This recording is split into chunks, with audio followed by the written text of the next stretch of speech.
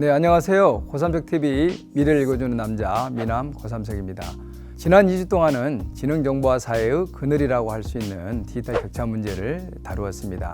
첨단 기술을 활용하는 사람과 그렇지 못한 사람 간에 나타나는 디지털 격차 문제는 사회 경제적 불평등으로 재생산되기 때문에 시급히 해결해야 될 사회적 현안이라는 말씀을 드렸습니다. 오늘 저와 함께 살펴볼 키워드는 지능정보화 사회의 새로운 시민, 바로 스마트 시티즌입니다.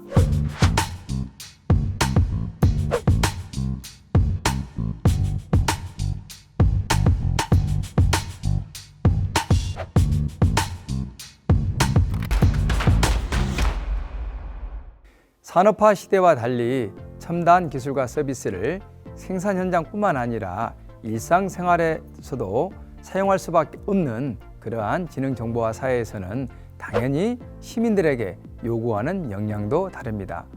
최근에 가슴 아픈 그러한 뉴스를 본 적이 있습니다. 요즘 대형 쇼핑몰에 푸드코트를 가게 되면 패스트푸드점을 비롯해서 대다수 음식점들이 사람이 아닌 무인 주문 결제 시스템, 일명 키오스크에서 메뉴를 선택하고 카드로 결제해야 식사를 할 수 있도록 되어 있습니다.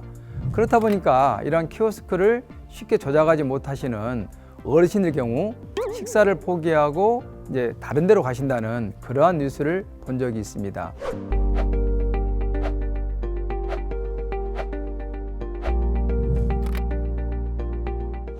코로나19로 인해 온라인 쇼핑이나 뱅킹 등 비대면 경제 활동이 일상화되고 있습니다. 생활이 편리하고 안전해졌지만 온라인 주문에 익숙하지 않는 고령층을 비롯한 정보 취약 계층에게는 그들의 삶이 더욱 힘들어졌다 하는 이러한 또 지적도 나오고 있습니다. 네, 이처럼 산업화 시대를 거쳐 지능정보화 시대에 진입하게 되면 경제활동이나 사회활동을 위해서는 새로운 기술과 서비스를 잘 활용할 수 있어야 됩니다. 다양한 정보의 수집과 분석은 물론 이를 토대로 직장생활이나 사회적 소통에 있어서도 이러한 기술과 서비스를 이용할 수 있는, 즉 새로운 가치를 창출할 수 있는 그러한 활용도 가능해야 됩니다. 네, 직장과 사회생활은 물론 각 가정에서도 첨단 ICT 기기를 이제 활용해야 되는 지능정보화 시대를 우리가 살고 있습니다. 이러한 시대를 슬기롭게 살기 위해서는 능력을 갖춘 새로운 시민이 될 것을 요구받고 있습니다. 어떤 시민을 스마트 시티즌이라고 할까요? 정보사역의 거장 마누엘 카스텔 교수는 네트워크로 연결된 현명한 시민들이 정보기술과 집단 행동으로 세상을 변화시킨다고 말을 했습니다. 스마트 시티즌은 지능정보화 사회를 살아가는 데 필수적인 디지털 이용 역량을 갖추고 디지털 기기나 미디어를 능수능란하게 사용하면서 온라인에서 네트워크를 구축하면서 활발한 참여 활동을 하는 그러한 시민들을 의미합니다. 그런데 이러한 스마트 시티즌들은 온라인을 기반으로 이제 오프라인, 즉 실생활에서도 사회운동이나 정치 참여에 아주 적극적으로 참여하는 것으로 조사가 되었습니다. 네, 스마트 시티즌이 갖춰야 될 필수 요건이 바로 디지털 이용 역량입니다.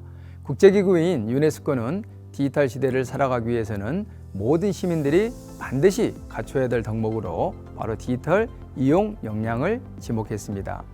지능정보 사회를 살아가는 스마트 시티즌의 필수 역량인 디지털 이용 역량이란 글을 읽고 쓸 줄 아는 것처럼 디지털 기기와 서비스를 활용할 줄 아는 능력을 의미합니다.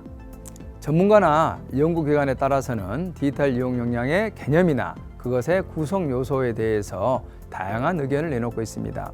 저는 현 시대를 살아가는 시민 여러분들에게 꼭 필요한 디지털 이용 역량을 세 가지로 압축해서 설명드리도록 하겠습니다.